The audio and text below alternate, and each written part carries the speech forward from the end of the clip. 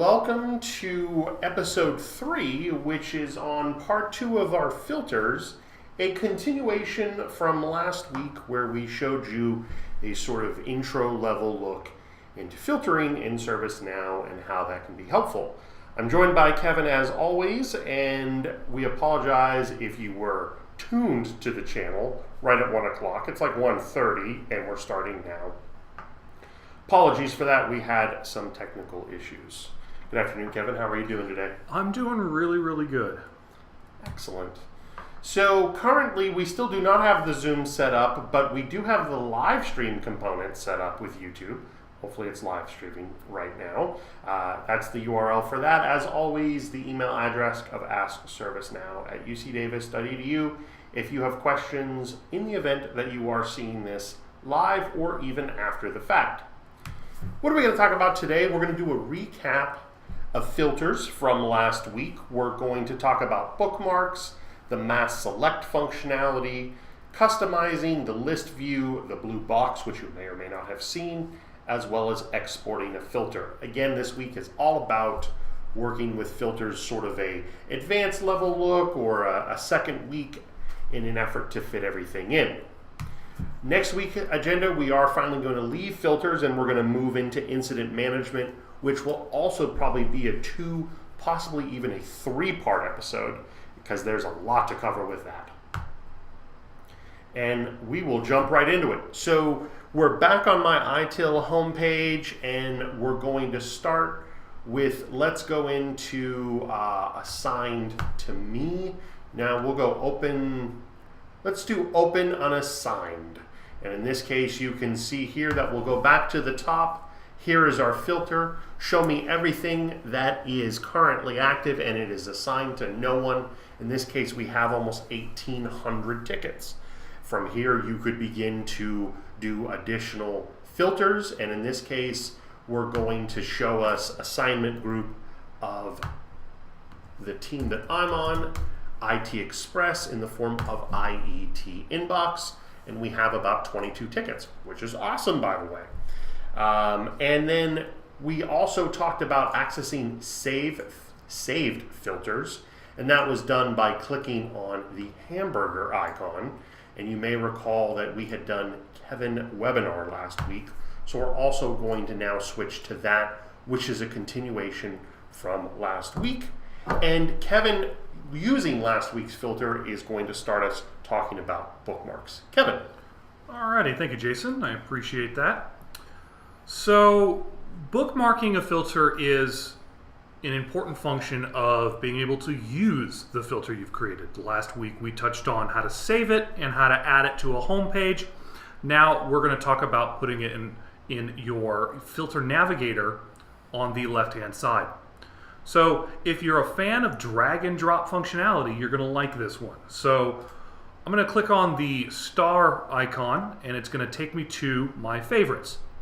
And then I'm going to hover over our breadcrumbs, click, hold, and drag. Drop it and it will create a bookmark for us for this filter. And by clicking on it, we can get it to load.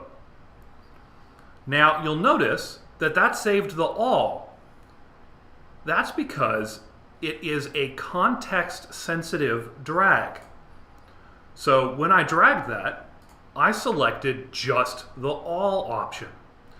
So what you can use this to is go to any point in your breadcrumb, click on that, and then drag that.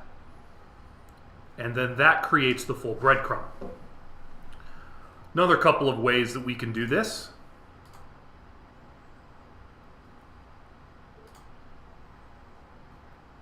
Create a favorite directly.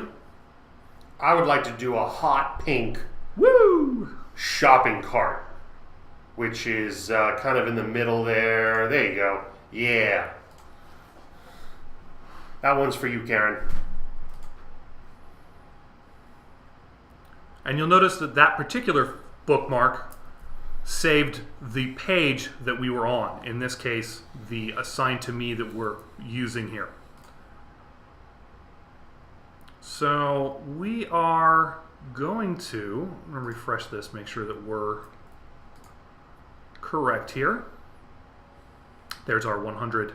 There's our value for how many we want to show on a single page. But it looks like they moved the other one to that create favorite here. So, Jason, unless you know of a third one, I'm pretty sure it's just those two. That's my understanding as well. How about if we want to remove a filter or edit? I see edit favorites down at the bottom. What does edit favorites do? Sure. Edit favorites, which is down in the lower right-hand corner of our filter navigator, is going to bring up a mode where we have options. We can change, again, the color and the icon used. And then the 3-bar hamburger over here allows us to drag that's cool. the filter to different varying places. And then, of course, as you can see in the lower right-hand corner of the main window here, remove from favorites. And then you can click Done in the upper right-hand corner to take you back. We can collapse this, re-expand this. Oh, how did you do that? There's a small, very small arrow in the lower left-hand corner down here that acts as our ability to collapse to just the icon. If you mouse over that collapsed icon, does it give me like any sort of text display, or do I just have to know what the icon means? Okay, all right. There So you got go. like a little hover text. Yep, tells you what it's actually attempting to load. So that'd be helpful if I'm on like a smaller screen or 600 by 400 resolution, like in a Right. conference room or something. Yeah, it's real popular with small laptop displays. So, and then you asked about deleting. So you'll notice that if you hover over here, you could edit it and delete it, or there's a minus sign kind of hidden right here on the right-hand side. Click that, poof, and it's gone. Now that favorite that you deleted, it's still a filter somewhere, right? It didn't delete the filter.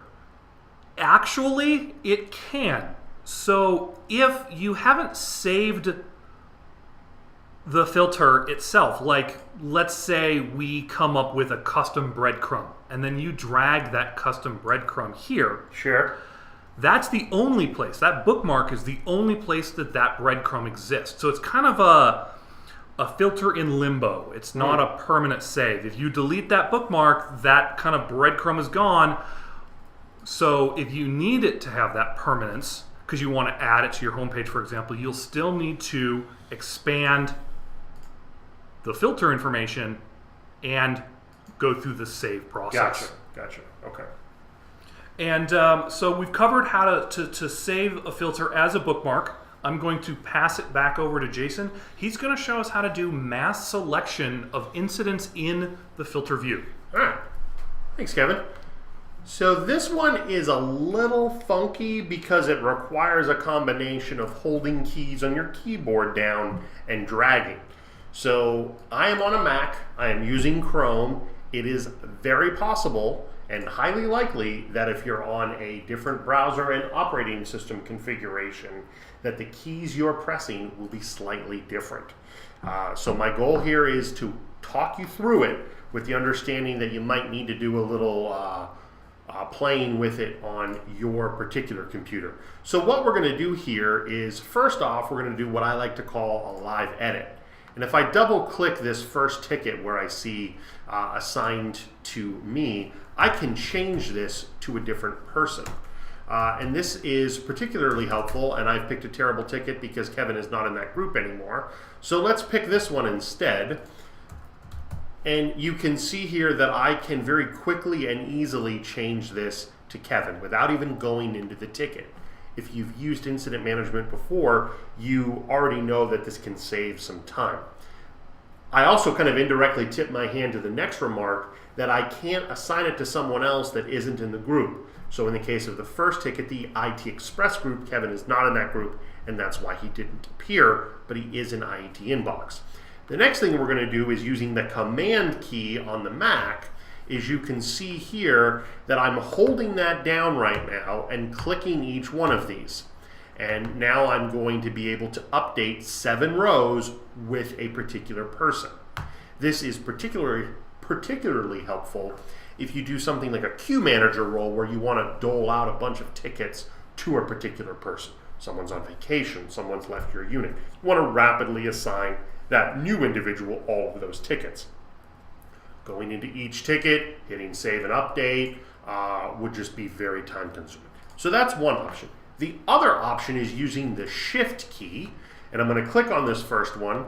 I'm going to hold the shift key, and you see that I have a little targeting reticle, and all I'm doing now is dragging my mouse. I'm actually on a trackpad on a MacBook Pro, still holding the shift key, dragging this down, and I'm highlighting all of these rows. Release, double click on the last one, and you see that it's going to do 18 rows, and I can put something in here. Now I can do that with any of these fields.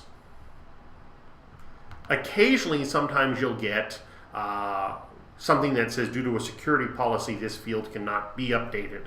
But in this case, you can see I don't have an assign to component because I'm not in the assign to field. I have a category.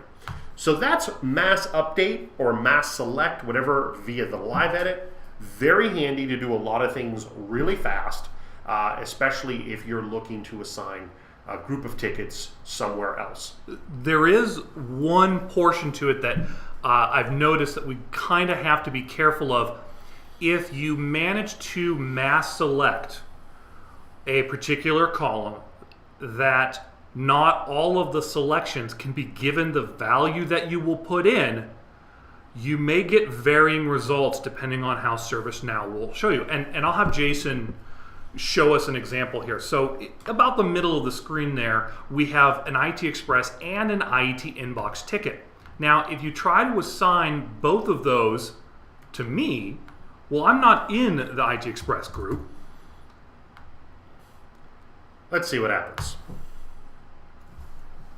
It will remove the assignment from Jason, but then will fail to add me to the IT Express one because I am not in that assignment group. So just a thing to be aware of when you are doing mass edits. Oh man, we broke this guest ticket here. Hold on, here we go. And excellent.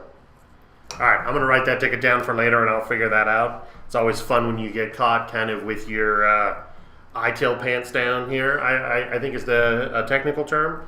I think we'll be sure to file a ticket. Yeah. We're going to file a ticket about the ticket while talking about the ticket. So, and that's your exhibit meme for the day. All right, we'll come back to that. Let's move on with the agenda. We're going to talk about customizing the filter list view. And Kevin is going to speak about that, and then is also going to talk to us about the blue box. Alrighty, so far to this point, we've been showing the filter list view with the default column selected. And for most cases, that's relatively useful.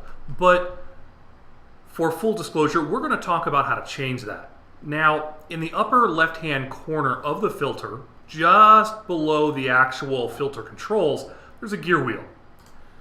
And it says personalize list columns. Now, this is going to show you all of the variables that can be in an incident. And you have various options on how the lists are handled. And what we have on the right-hand side is the columns that we have chosen to show and the order in which they appear. So I'm going to make a small modification to the default view that we have here because while updated is interesting, I'm still interested in knowing when the incident was actually created. So I'm going to scroll until I can find the created column, and I'm going to click the arrow here in the center that points towards our selected, and we can leave it at the end. That's okay. I'm going to hit OK. And the list is going to automatically update, and you're going to see now on the far right side, we now have our created column. The difference that you'll notice, it may be really hard to see in the YouTube video here, but when you have a customized personal list for your column, you'll see a tiny blue dot next to the gear wheel. It's really hard to see, but it is there.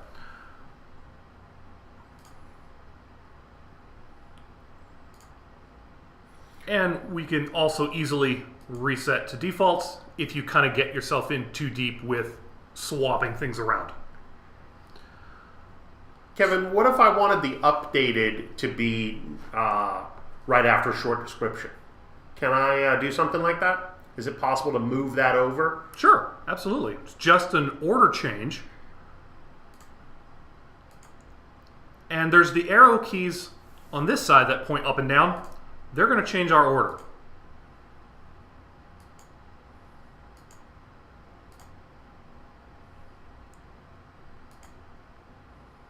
There you go. And now we've changed the order in which that shows. And I'm going to talk about this blue box over here. So one of the kind of mechanisms that ServiceNow uses to notify you when something needs attention is when an incident is actively assigned to a person, and then something changes on that incident. And I say incident, but this is really true for any record. The number box will change color. In our particular view right now, it's a solid blue. There's actually a profile setting that will change the way that this looks, but I'm going to stick with talking about the blue box for now. So in this top incident here, it's assigned to Jason, and it's blue because there has been an update to it, not by Jason. And for the sake of this demonstration, we'll see if we can't figure out who that was updated by. So I'm going to add that column in. And so this is an older ticket, and you can see that this was last updated by admin Laurent. This was a part of a batch script process that got run quite some time ago, so there is still evidence of it occasionally. But if we wanted to say, for example, well, I know that's updated, but I don't want the blue staring at me in the face all day long. There's several ways that you can edit a ticket without actually needing to change anything. One of those is you can go in, add yourself to the work notes. It's already your ticket. It's not going to really change anything.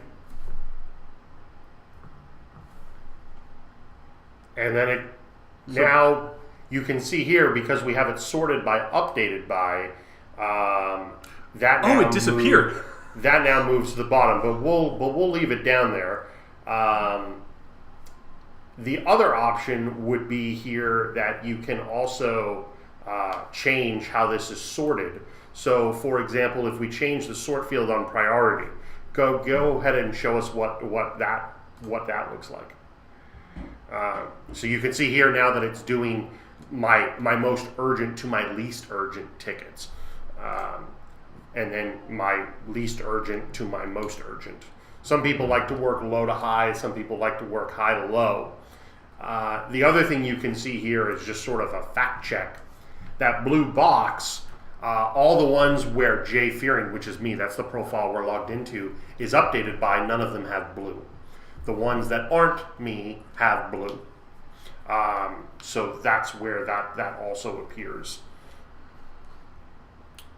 So, and how much time we got, Jason? We got about 5 minutes, Kevin. Okay, well, we're going to touch on one last really simple thing here, and then and we'll see if we've got a few other things we might be able to pull out.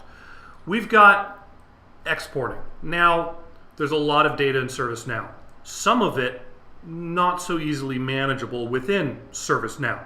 So thankfully, the good folks at ServiceNow have conveniently given us a way to export this data.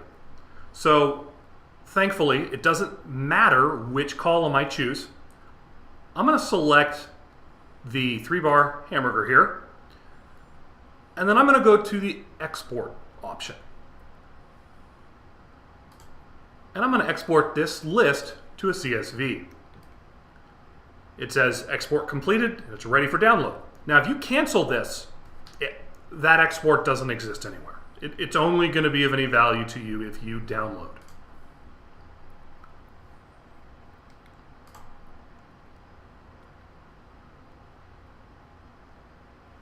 And that loaded off camera, so let me adjust that here. And there is that. So this was just a basic CSV.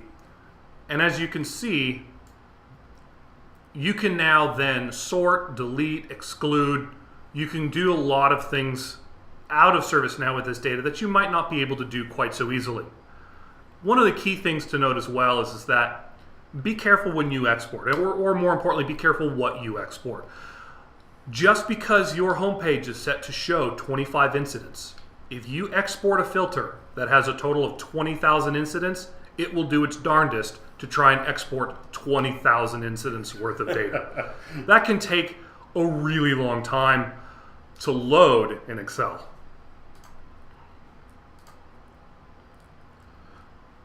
So exporting, really straightforward, not a whole lot going on here.